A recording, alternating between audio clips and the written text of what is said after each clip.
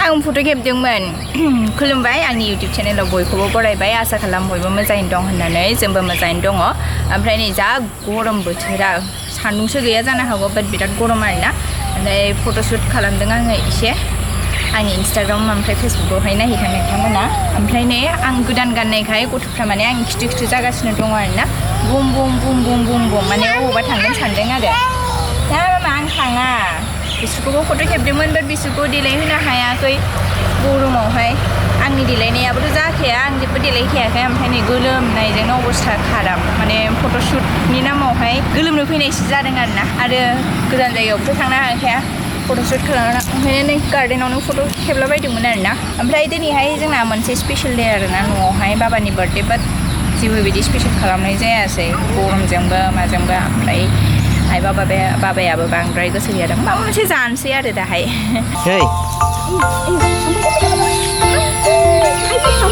दाहाय नै बोरमा बेदर संनो नागिरदों आं रेडि खालामजोब्बाय आइटेमफोरखौ र' मामा आइटेमफोरखौ रेडि खालामजोब्बाय न'आवनो जानोसै जोङो साब्रैजों नै बोरमा बेदर आलुजों संसै ओमफ्राय नै बेफोरखौ रेडि खालामजोब्बाय दायो संनांगौल' आरोना माने जेबोथ' लाबोनो हायाखै नै आर'नाइखौनो होनसै बार्थडेनि Happy birthday to you, Baba. Welcome. 64 जागोन ब्रादा 64 हाबबाय आरो थैनाय लामाथिं थांबाय आरो बिदि होना आरोना जोनोम सानावहाय बिदिनो थैनायल' रायखाङोलै थैया जिउआ लावोसो दे जाबाय दे 60सिम जाहैगोन 60 बोसोर थांबाय जथेस्थ' टाइम दंबावो होनदां मोननो आंबो उखैबाय एक्चुअली गरमना ओमफ्राय गथ'फोरा फा जाबाय दा दुगैनानैहाय बाट बिसोरना दसेनो लेथ्रा जाफिनो आरोना गरमथार रायलायनोनो एकदम उसुबिदा मोनलाय लांदों गोलोमनायजों संग्रोनोसै ओमफ्राय जानोसै दाहाय ओमफ्राय नै गथ'फ्रा गेलेगासिनो दङ बिसोरखौ फुथुनो नाजागासिनो दङ जोङो बाट दासिमबो उन्दुआ बिसोर दावराव ओरै फैलाय ओरै थांलाय गेलेगासिनो दङ आरोना जा गोबाव जाबाय आङो ब्लग बानायैया बेनि रिजोना माइ गायनाय नङा दे माइ गाया जोंहा आरो आं रोंखायाबो माइ गायनो माने आङो माइ गायनाय न'खरनिफ्राय फैयाखै नालाय ओंखायनो रोङा जेबो माइ गायनो मानो मालाबा गायनानै नायगोन आङो एक्सपिरियेन्सनि थाखाय बाट बे गोसोम जायो होनोना ओंखायनो बायो आङो ओमफ्राय नै जोंहा न'आव नै आलासि फैदों गुवाहाटीनि आलासि माने मैया फैदों आरो दिनै थांसिगोन बेचारा गरम बन्द'आवबो लेखा फरायनांगौ माने बिराद हमवर्क होयोनो दा ओंखायनो आं सानो बे केमेरामेनखौ बुंनो सानो जे गथ'फ्रा उन्दैयावनो एसे बेरायनो लांखादो देरबाथाय नै गरम बन्द'आवबो सान्ति मोननाय नङा ओमफ्राय बिमायाथ' बिसोरखौ फुरा मा होनो हमवर्क खालामनायावनो दिन थांगोन ब्लगा बिराद गोबाव जाबाय फैयाखै बेनि रिजोना जाहैबाय बिराद गरममोन ओमफ्राय ब्लग खालामनोनो गोसो जायाखैमोन बिथिंजाय जोङो गुवाहाटीयावबो थांबाय खामानि दंमोन ओमफ्राय बिनि उनावहाय ओरै थांलाय ओरै फैलायनो माखासे न'नि खामानिबो दंमोन बिदियावनो ब्लग खालामनो सम मोनाखैमोन दा बानायफिनसै नोंथांमोना ब्लगखौ नायलांबाय थादो आं देखायलांबाय थानोसै मामा आनै प्लिज ना खिर संना आंबो जानो लुगैदों आंथ' दिन थांसिगोन ना प्लिज संनो ना इस्राम खिर जानो थांसिगोन आरो ओमफ्राय थां बादोंबालाय हादों दायोथ' जेबो दङ एथ' बुरजा दं सोर खालामनो हागोन बे अफरसे मामायाबो दङ अफर मामायाबो दं स्कुलाव फरायोमोनलाय सुदर्शन पाब्लिक स्कुलाव फरायो सुदर्शन पाब्लिक स्कुलाव फरायो दायो मा क्लास मोनखो नों क्लास 3 ओमफ्राय मोनथायालाय मोनथाया नार्सारि गुवाहाटीया माबायदि थानो बानपानि गुवाहाटीया साबसिन ना मुम्बाइआ साबसिनमोन कन्फ्यूज मुम्बाइ गुवाहाटीया एसे लेथ्रा ना दिबाना जायोना स्मार्ट सिटि ना गुवाहाटीया जोंहालाय मा सिटियाव दङ जोंना गामि सिटि भिलेज सिटि र होमबालाय नों खिर जायोबा बानायनोसै आङो एसे बानायनोसै आरोना इनग्रेडियेन्ट्सआ गासिबो गैयाबो जानो हागौ बाट जा दङ बेजों बानायनोसै दे बानायनोसै आं खिर मा बिलाय मामा मा बे बिदिनो बियो मैयानिफ्रायनो उन्दुगासिनो दङ बियो गरम मोनो खोमा पाकायाव एसे गुसु मोनो नालाय ओंखायनो उन्दुगासिनो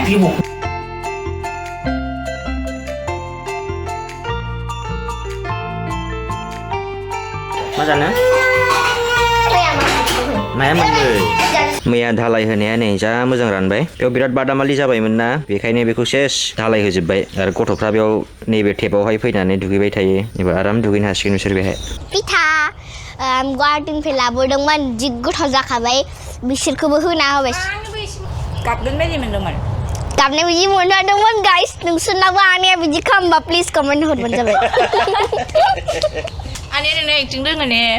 औ माइ बायदि मोनदोंबाथ' एक्टिं रोंगौ ना आङो रोंगौ दा my Annie is so good at acting and everything. Okay, thank you so much. Welcome. Come now. मामा बेखौ दाङा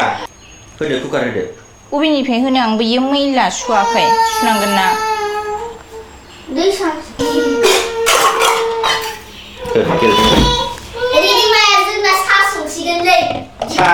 सा सङालै सा फुदुङो साखौ सङो सोरबा जाम्बि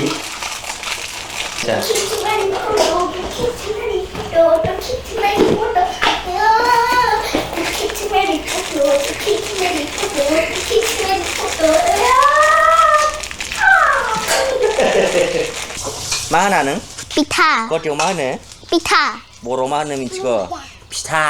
फिसा फिथा फिसा था पिठा दावरावथार जोंना किचेनाव फैबाथाय किचेनाव खामानि मावग्रा बिराद दङ जोंनाव माने आं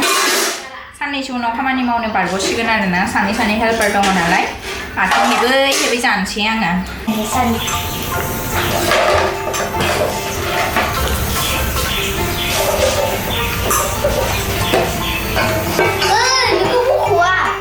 आंना 2 YouTube चेनेल दं स्ट्रबेरी फैमिली जो कि आंनि मामानि मबाइलाव दं ओमफ्राय मोनसे आंनि बाबानि मबाइलाव दङ गुनगुन बर' ब्लग दिन्दा आङो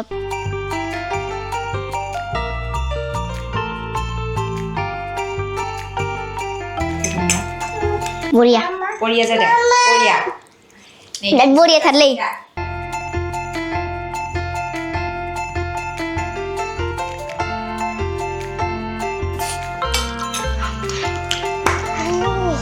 गोथावखा गाइस जोङो पार्कआव सफैनानैहाय मोननैसो फट' खेबबाय ओमफ्राय दायो आङो रिल्सनि थाखाय भिडिअ खेबनो नागिरदों आरोना ओमफ्राय बिथिंजाय आंनि फट'ग्राफारा सेटिंसफोरखौ नायगासिनो दङ आरोना आंथ' ओमफ्राय नै मेगनखौनो नायनो हायाखै फट'आव मेगना फिसा फैदों बेनो आंना प्रब्लेमा गोलोम बोथोरावहाय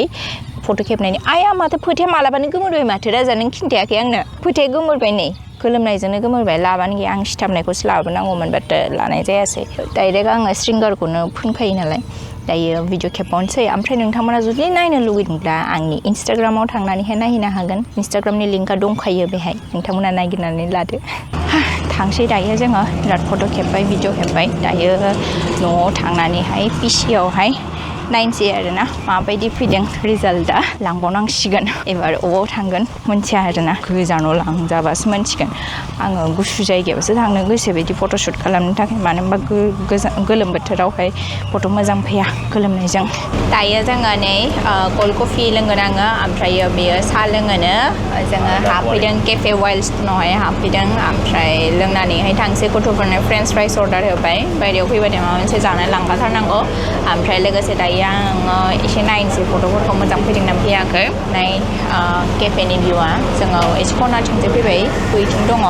सेन्डविच जानोसै ओमफ्राय नैबेना जाहैबाय मसाला चाय आरो आंना जाहैबाय नै कल्ड कफि अल टाइम फेभरेट आं कल्ड कफिखौ बिराद मोजां मोनो आङो गुदुं जिनिस मोजां मोना गोलोम बोथोरावहाय बिराद कल्ड जिनिस मोजां मोनो आङो आरो बिदियावनो सुगारा बांद्राय जानोसै गोजां बोथोरावहाय एसे खम मोनो आं मति जानायखौ ना मानोथाय जा बेना बे केचापखौ बाहायथाराब्रा केचाप जानो मोजां मोना नोङो केचाप लामायाव नै बाजारबो खालामखाबाय आंनि फेभरेट एम्फौ लाथा ओमफ्राय नैबे जाहैबाय औवा मेवाइखौथ' दिनै जानो हानाय नङा जुदि एम्फौ जायोबा गाबोनफोर दाउजों जानांगोन आं लाथा एम्फौखौ फ्रायखौल' बांसिन मोजां मोनो आङो सफैबाय जोंनि गामिनि लामा नै गाज्रियानो जाबाय दे लामाया थाबनो